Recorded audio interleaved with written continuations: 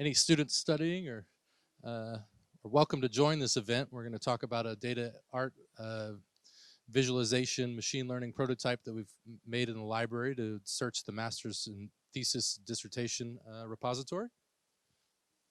With that said, I wanted to say that I'm excited to be here with Render, an international renowned design studio for interactive media, who are with considerable expertise in data visualization, machine learning. We're lucky enough to have right next door in Den Haag. We believe, we really hope this is the beginning of a long relationship with this team. This event today is going to detail a project that we call Oracle. And this project stands out to me for a couple reasons. It achieves multiple goals. It activates and visualizes collections, specifically the master's thesis and dissertation repository. It's the first time, to my knowledge, that we've invited artists and designers to work with custom TU Delft Library data. It can also be considered one of our first AI in libraries projects. It's also the first prototype of the type of multimedia that can be included in the collection wall update. This is a project that we'll be talking about more and more in the future. And it's also could be incorporated into our fall programming Beyond Comfort, Art, Empathy, and Ethics, which there is an exhibition behind us that's a bit separate of the interfaculty honors program of engineering students using art, contemporary art practice to engage with ethical and empathy questions. I want to give a few thanks before we begin our program, and we're going to have an informal discussion and a nice little reception. So if you don't come sit in the audience, students, you don't get to join the reception. But if you sit in the audience, then you get to join the reception. Just saying. I want to thank the library events teams, facilities management, physical collections of Marcel and Hans, who helped us build this beautiful container for our Oracle. The AI and library team, data visualization student workers, Koen and Kevin, who are sitting back here and play no small role in this. In fact, they were exporting a lot of the data that was used in this and played a foundational role in that, so I appreciate their help.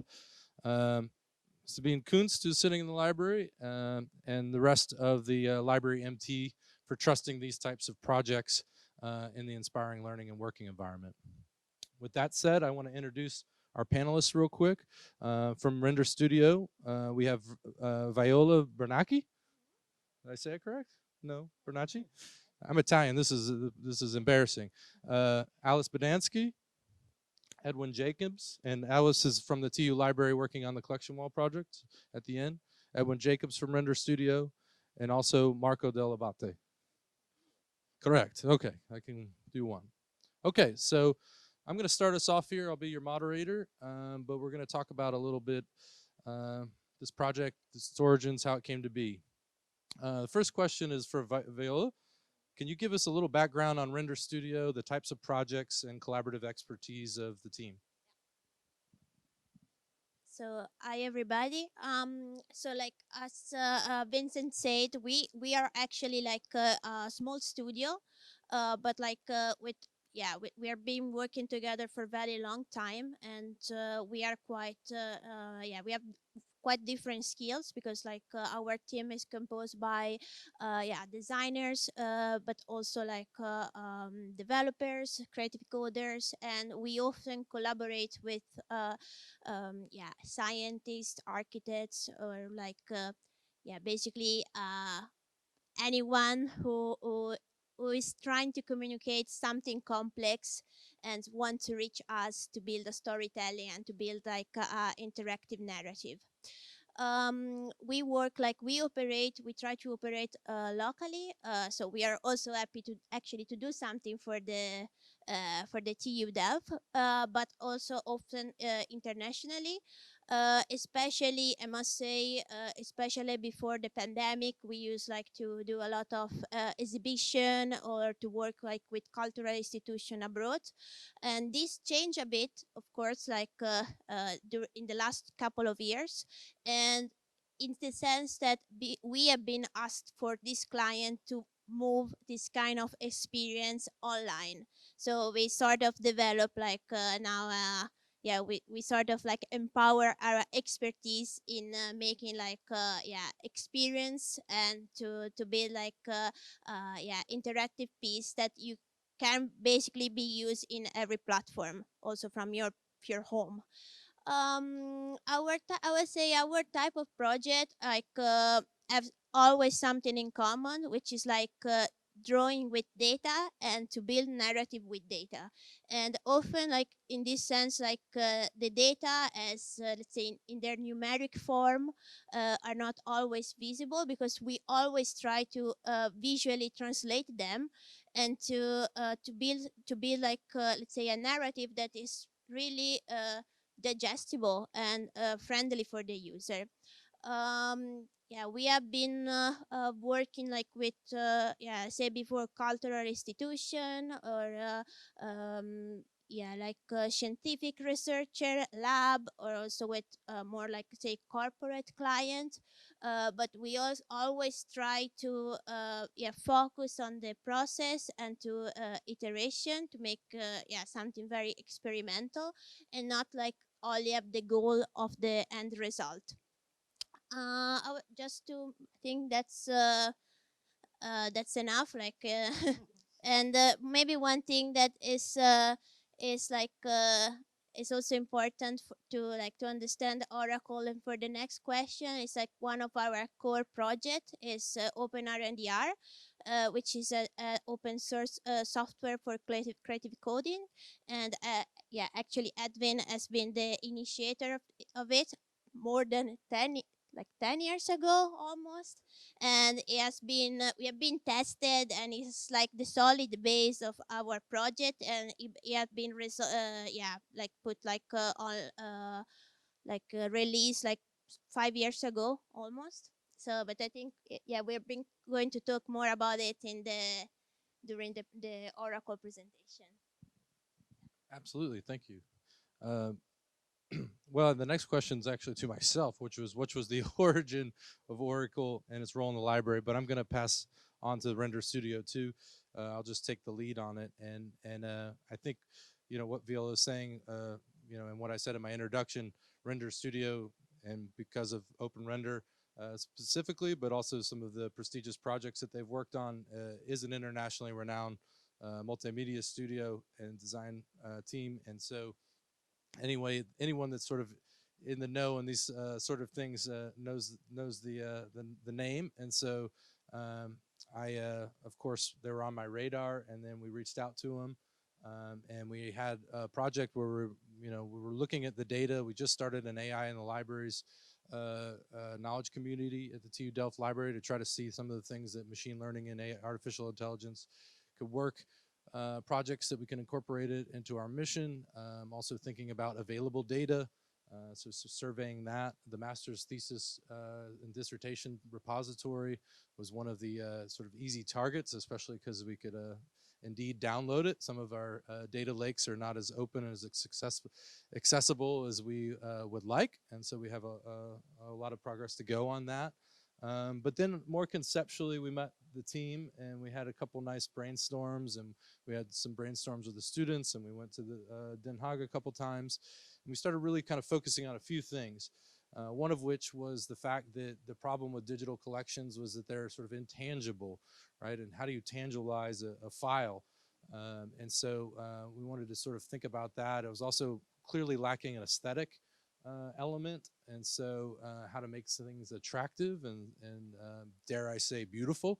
Um, and so thinking about how this could work in the repository, and we sort of ideating back to the book object and why we love books, and we're in a library and we have this iconic book wall behind us, and so we started thinking about spines and book covers and the form of a book, and we really kept on gravitating to this idea of covers and this art experience and this tangible experience. And so we're thinking about that quite a bit, and then you'll see how that kind of played its role. I was also thinking a little bit about some theories of reading.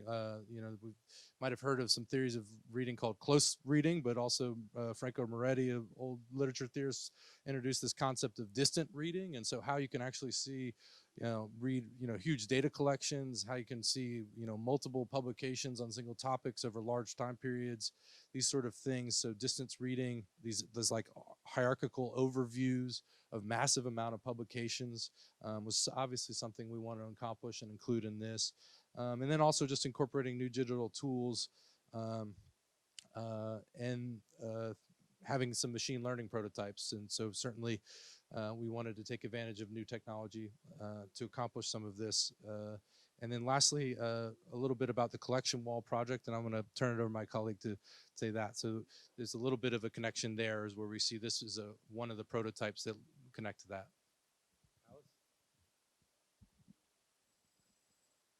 So for just very quickly introducing the what's the collection wall project, because I don't know if all of you are familiar with it, but we have this project going on that we are transforming this book wall, this iconic book wall that we see here behind us, into the collection wall, where all the collections of the library are going to be represented there.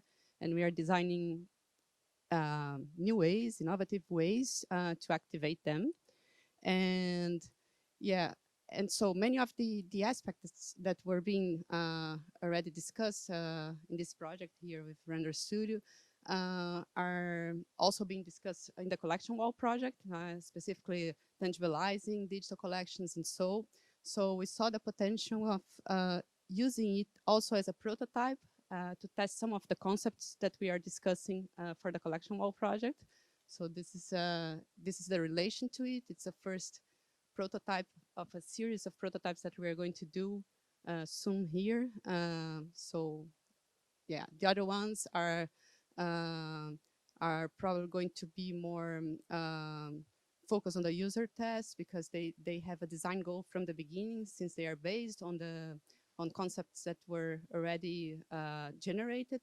But in this case, specific of the Oracle, it's very interesting because it was an open-ended design goal. Nah? So it really the role of this prototype in the design process of the collection wall is really to experiment and explore new ways of tangibilizing the digital collection.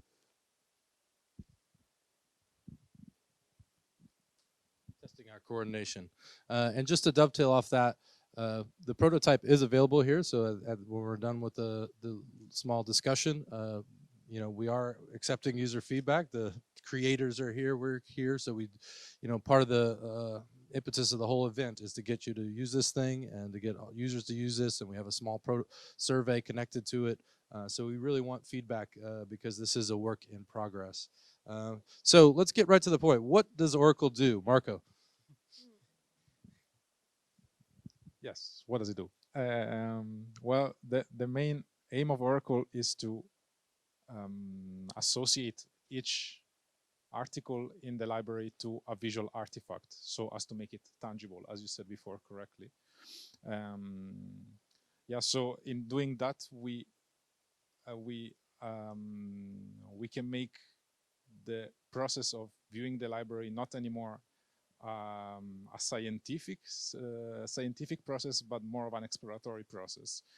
So instead of going to look for a specific, going to the library with a specific publication in mind to view, you go there to have an holistic view of the whole collection and explore not specifically the endpoints of it, but more like the relationship that coexist between the various publications. And so in using the tool, you find that there is also other sub-tools like filters for faculty and for date, for example.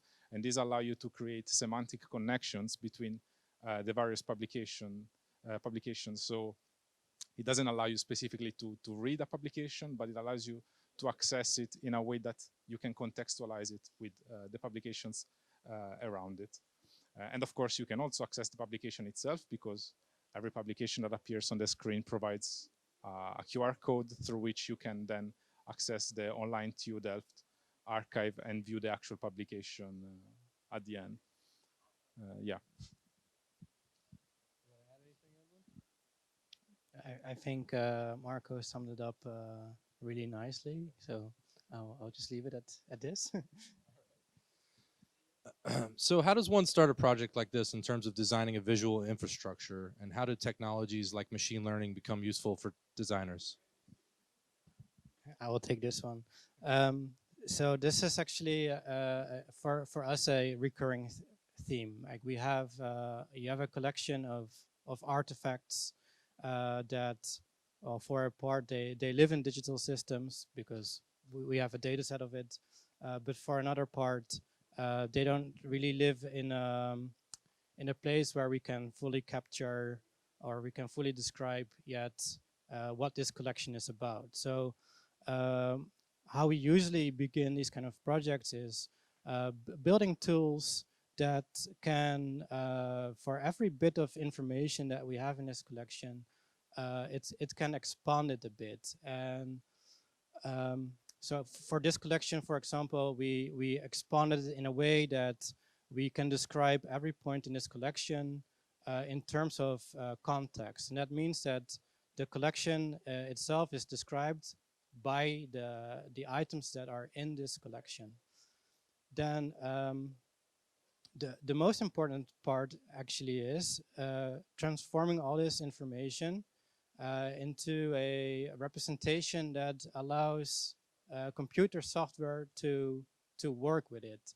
So we have articles, and we have of course we have the text that is in the articles. But if we were to design a system that were to generate a cover for such an article, that generator it can only really understand like numeric representations for these articles. So a lot of our work is actually transforming the information that we have in this collection in a way that tools can work with it easily. And these tools, by these tools I mean tools that that can visualize it. So we see on the prototype that we have there, we see like a big point cloud of the collection. So we have somehow made a map of the collection, which is something that, yeah, otherwise it would live as just like a long list of items that are in this collection. We have managed to create visual designs for this collection, and we have managed to associate the visuals with actual meaning, so actual properties of the items that we have in this collection. So that's generally where we start, is from the data, try to make tools that extend the data, and then transform the data into something that machines can work with. Great. And speaking of data, how was the data set experience? I'm going to acknowledge my colleague Jaap here, who also played a foundational role in the name Oracle. What about, we had the export from TU Delft. There was the cleaning, processing. Like I said before, Kevin and Koen really helped us out with that. But compared to your other projects, and perhaps do you have any insights to share with TU Delft about our data? Well, I think I have to be honest here. But this is also like a recurring thing. Whenever we talk about data, we expect like this really nice, clean data set that lists everything that we have in this collection in a very, very nice way. The reality is that that's not the case. And why is that? And that's a really tough one to answer, although it's actually easy to answer, because like data sets are usually like human curated things. They're curated by humans. There's like a team working on the data set, and the world around those people, of course, also changes constantly. Like the people that take care of this data set, they leave, or they move to somewhere else, or new people come in, or maybe this library was merged with another library, or these kind of things. They all affect the organization of the data. And I think there's actually, you have the data set, but you also have information that is outside of this data set. It's in the yeah, it's not necessarily in what these people think, but what they do, and it's the kind of information that you can't really capture easily. And um, for example, if you have like a merger, so you merge two libraries together, you merge basically two big data sets together. Um, then it's a work that is it's a it's a work that is left to a curator to make the data set nice and consistent. But what you see often is that task is often postponed or decided that it wasn't necessary, and that makes it yeah, for people that want to actually do something with that data set, um, it makes it a bit harder. But I think it's also it's a fun way because funny in a way that you have to create your own tools to clean up that data again.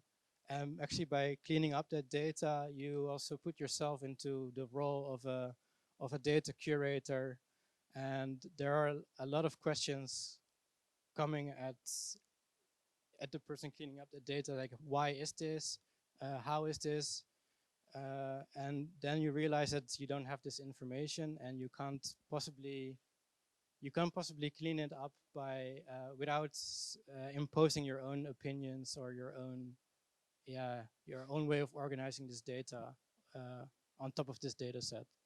So I hope that Yeah, yeah.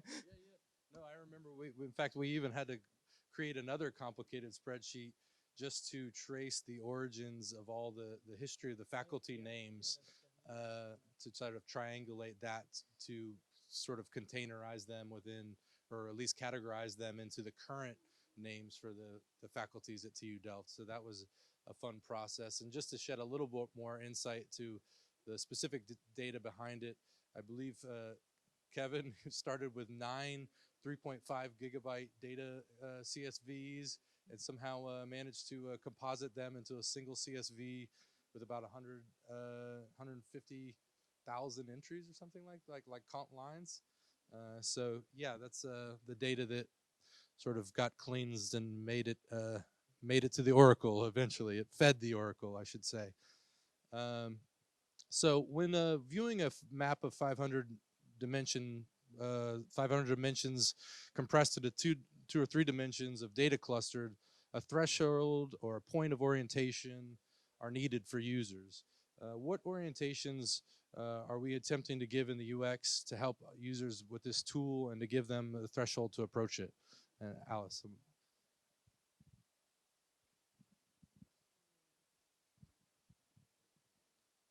So, well, yeah, this is a point we discuss a lot, Vincent, and together with Render Studio, because, yeah, with such complex data, and so we're sure we can generate really visual, stimulating, and attractive output from these. But actually, it was very important to make sure that we give some, yeah, points of orientation, but very obvious ones, so they feel comfortable really using this interface. Um, so, for example, we associate colors to each one of the faculties. So we have a menu on the left side that you can simply select your faculty, and then it will filter out the other ones. And because you have colors associated to it, you immediately see on the spatial distribution that the ones that you have selected.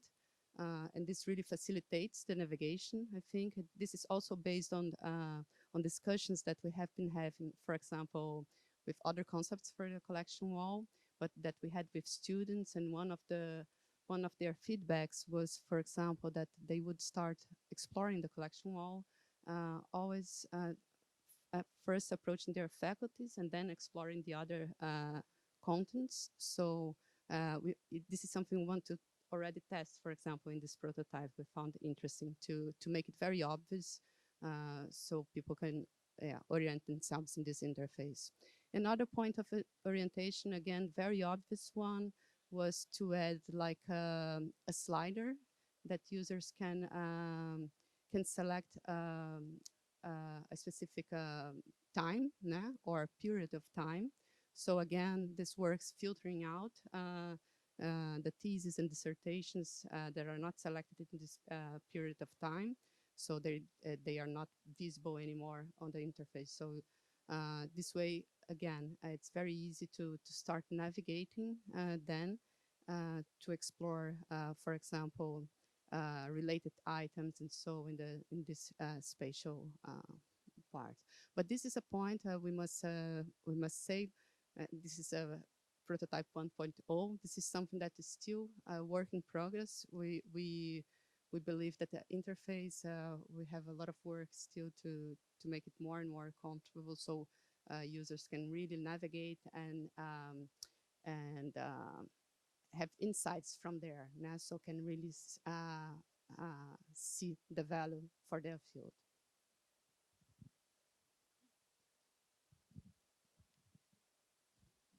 Giving a little bit of a preview to the next question. There's also a major art endeavor complementary to the data set. Can you remind us, can you tell us a little bit more about that and say why art is important and elaborate on the technical process of cover generation? Yeah, so why art is important is a very broad question, so I'm going to scale it down a little bit and say why it is important for this project is that, as I stated at first, is the purpose is to make the data in the library tangible, and to do that we need to make symbols out of it, and to make symbols you need to make images. Therefore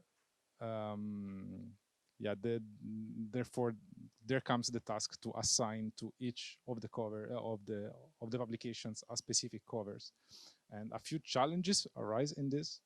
First, because I wasn't tasked with creating a cover system that is specific for this type of data. I was just tasked with designing an image generation system, so there was sort of agnostic, sort of detached from the data that it was going to represent. This is because there is a process after the image creation that then assigns the image semantically to each cover. So to assign them directly in the first place wasn't necessary. And so the process is initially to create, as you see, like the program has different sliders, and the sliders control different aspects of what is essentially a glorified grid system. It's a grid system with a lot of controls over, for example, dimensions. You can go from 2 to 3 dimensions smoothly. There is different parameters that control effects that are applied on top of the image. So the end result is that we need to create 60,000 different covers. Of course, I didn't create 60,000 covers one by one. The tool was used to create proto-visuals, which are essentially some initial visuals from which the machine learning program then learns and creates and fills in, let's say, the spaces in between to create the remaining colors. I would say like the biggest challenge of creating this visual system was that I needed to find both a visual system that both created covers that were coherent, so not too different from each other, so that we could sort of abstract to a coherent visual solution. But also they need to be varied enough because it's 60,000 publications, and there's a lot of covers, and that needs each cover to be different enough from each other to be recognizable.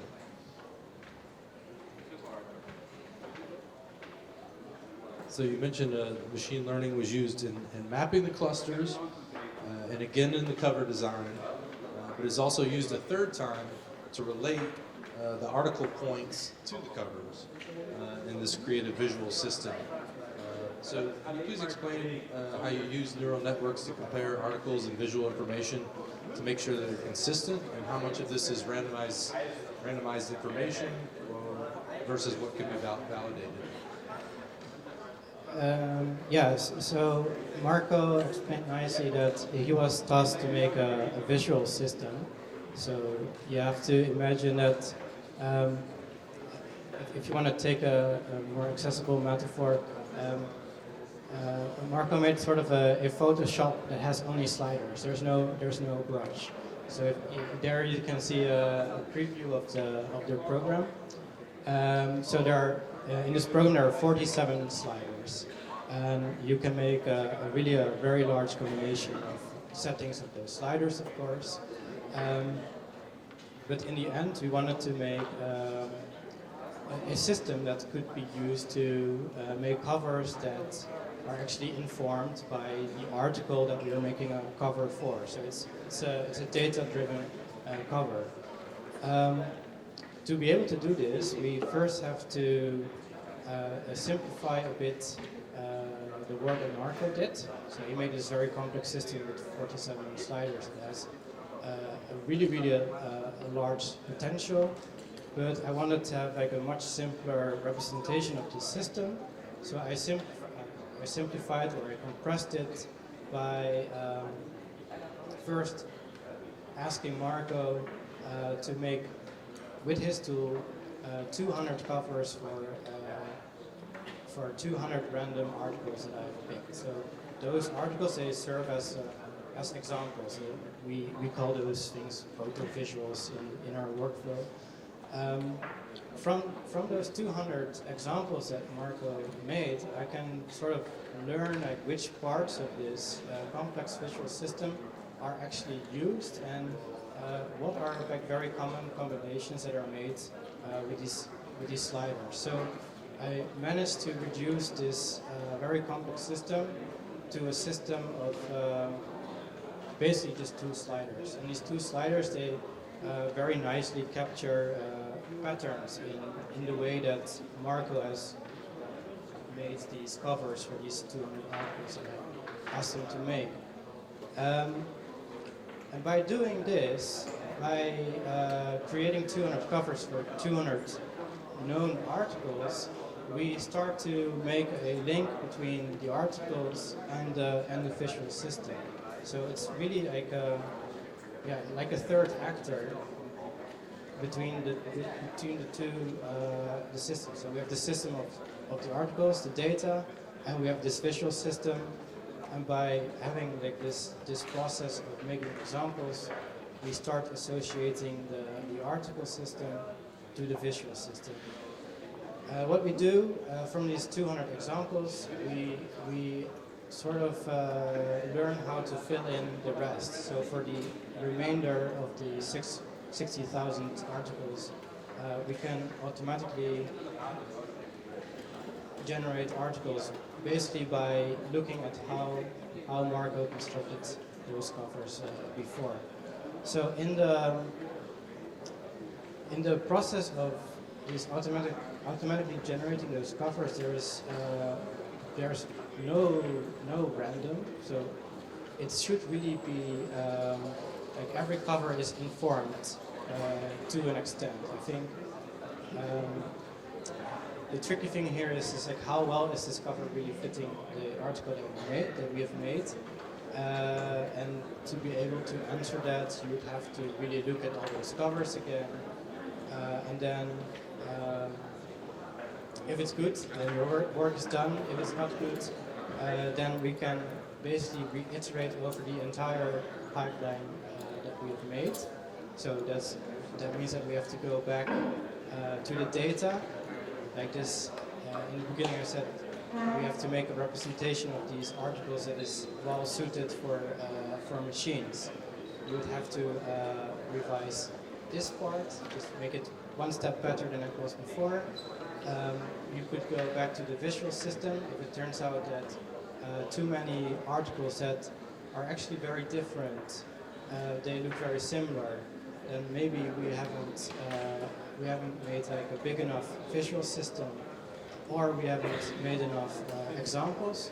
So that's like another step that you could iterate on and make it one step better. I think that has answered most of the question. We were talking before about this question. We had the animation about some of the clusters patterning some. That's in the slide deck, correct? That was that first one.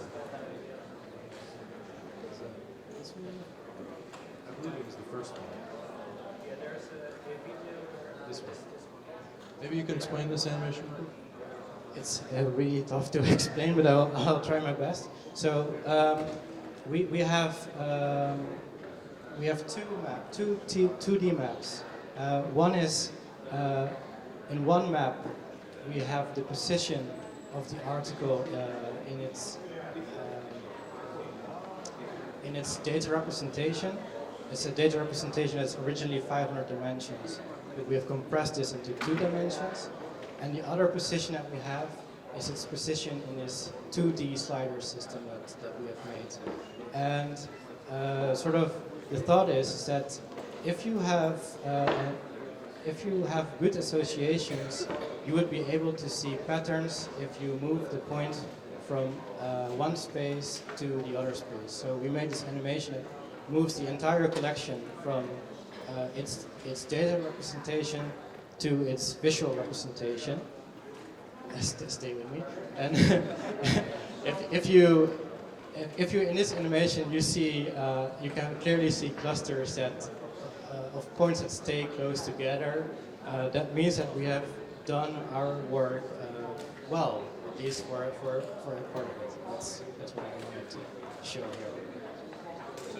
So just to recapitulate, the migration of the clusters is indeed a little bit of valorization, right?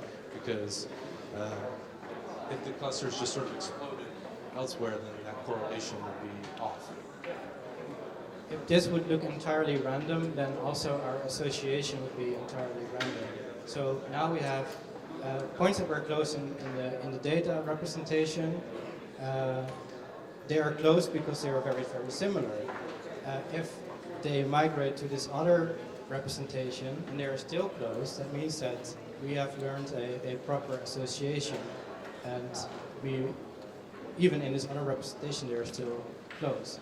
If that were not the case, then our association would be noise or random, and then our entire work would have been invalidated.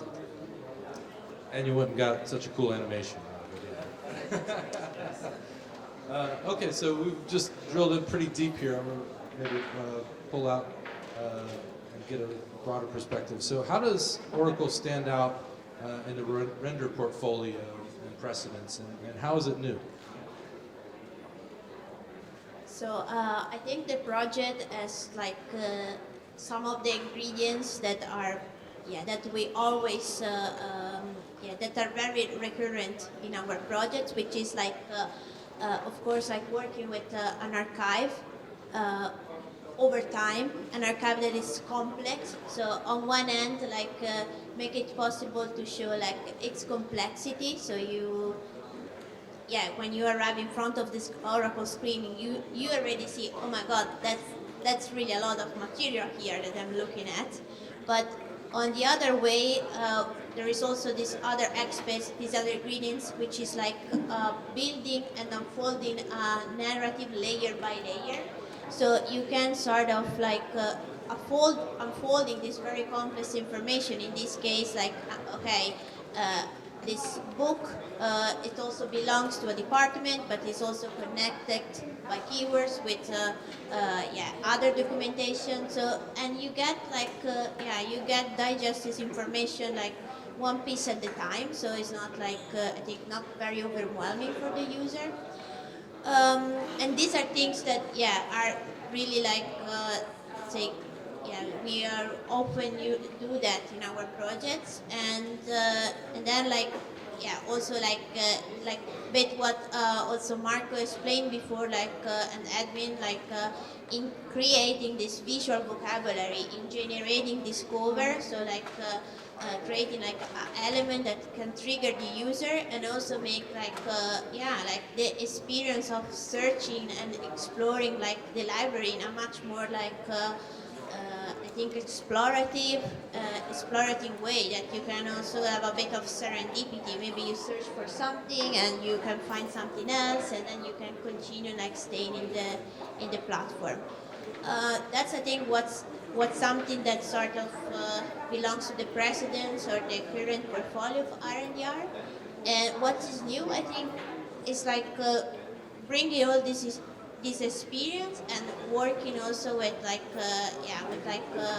in a university, so in an academic field, and working like in a very like experimental way, because like we made a prototype and now we can just this collaboration is very nice, so we can just continue see what's the next step. And what has been nice is like also like doing like a lot of iteration.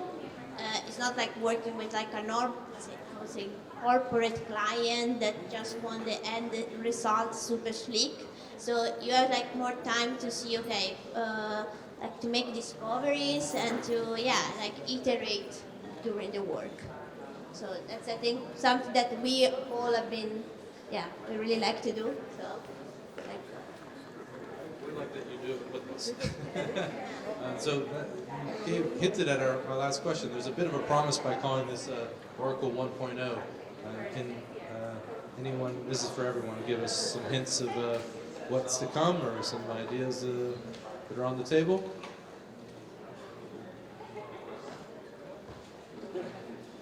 I hinted at it before when I tried to explain how we would take a next step in this. So there's like iterations that we can take.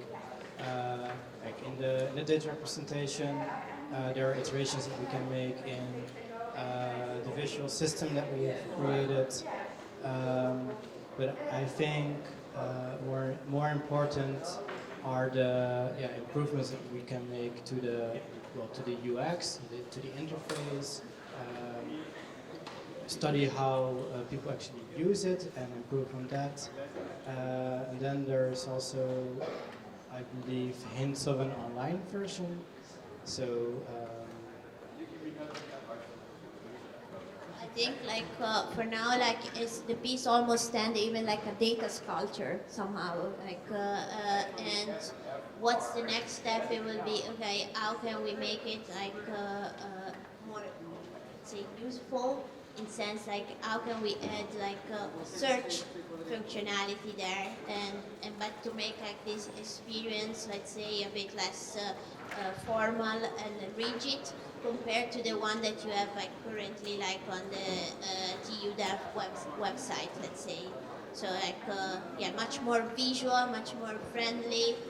And like I don't know, yes, a lot of questions for the next chapter. Yeah.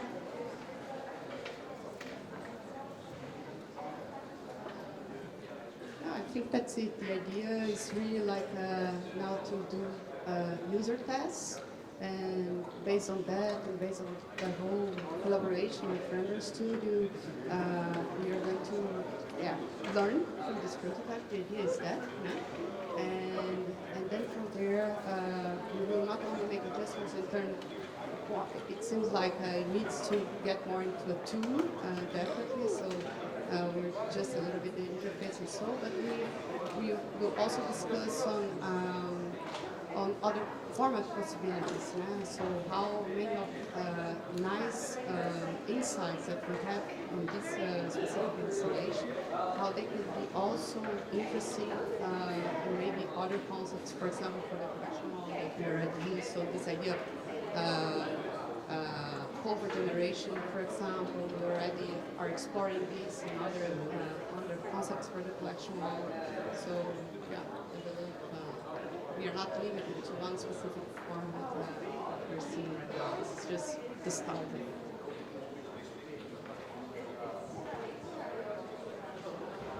Well, I think that's all the questions I have prepared, and I hope that it's informative. And I know the main goal is then to get you to go interact with the Oracle as well. But we might have time for one or two questions if the audience has any. If not, we can adjourn to the Oracle. Question?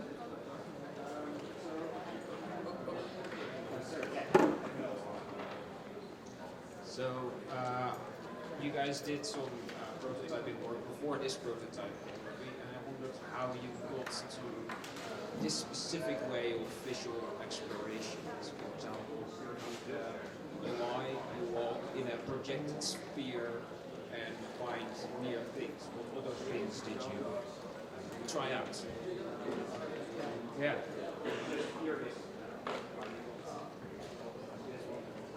And just to say, we've been playing some of Marco's proto-visual exploration because his animations. Actually, the previous prototype had a very similar UI. But yeah, we picked here a sphere because it's a very convenient form. It's endless. You can just rotate around it, and you always get to some point on the sphere. So other things that we've tried were a planar map, but then you very quickly you have boundaries, and I think that doesn't really accentuate the explorative factor of it. Like, you know, at some point, yeah, you run off the map and you have to go back. And here, yeah. Other things that we have very quickly tried, like a true three-dimensional point model, which is it's very similar to this, but it is not as neatly organized as this one, since you have you have a volume instead of a surface. So it becomes a bit harder to explore. Other things that we have tried. I think for us, this point model is also like a very natural one, because you know you start with a data set, and at some point in this process, these things actually become points in high dimensional spaces, and then like this it being a point is such a natural way to represent it. Is, yeah. You can try to move away from it, but it is a point. Yeah, hope that answers it. Any other questions? Oh, Ashley. I was wondering, like, how. So when I look through I have to admit, I haven't looked through this bookcase cover wall, but I'm assuming it's like by topic or something. If I would be interested in design or something, or like digital design or something, how could I find that on the sphere?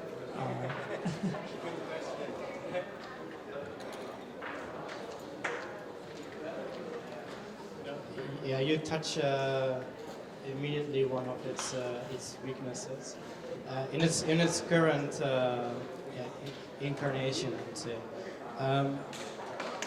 I think in a next iteration you could try to detect clusters in this map, and you could try to come up with descriptions for what is in that cluster. Generally, finding descriptions for what is in that cluster is really, really hard, because that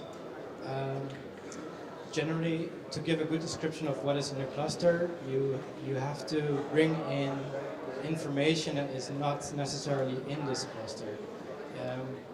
For example, I could describe what this cluster is by showing all the titles of things that are in that cluster. All the titles of those things behind each other is a perfectly fine description of what this cluster is, but we want to read that this is the design cluster and not a very long list of titles. So it's a bit of a tricky problem to solve. Like in a way, like visually we can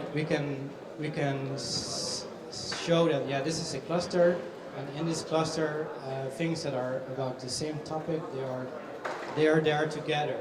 But to describe what is it that is in that cluster is a bit of an unsolved question.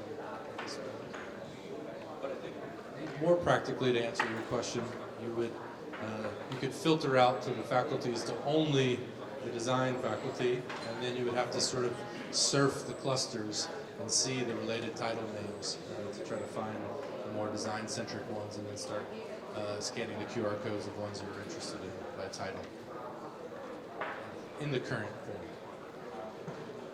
Okay, well, I think that's the time we have here today. I want to thank the audience for coming. I want to thank Render for being here with us, and my colleague Alice for agreeing to answer some questions with us. And I think now we're going to have a small reception, and everyone can then consult the Oracle. So thank you for coming, and we'll wrap it up.